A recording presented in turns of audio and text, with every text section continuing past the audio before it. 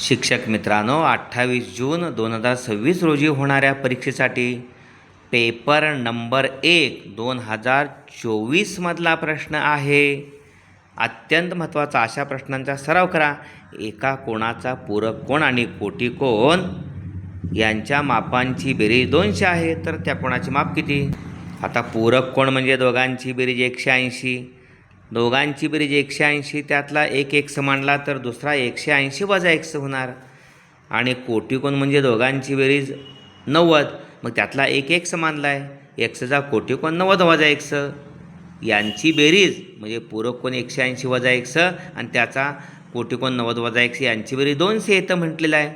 मग 180 आणि 90 270 वजा x वजा x वजा 2x बरोबर 200. वजा 2x पलीड गेले 2x आणि 200 मागं आल्यानंतर 270मधून 200 गेले 70 उरले. 2x बरोबर 70, 1x बरोबर 70 भागिले 2 35. त्यामुळं त्या कोणाचं माप अचूक पर्याय 35च आहे. अशा पद्धतीनं अचूक विचार करून आपण अचूक समीकरण तयार केलं तर आपण अचूक पर्यायापर्यंत पोहोचतो. धन्यवाद.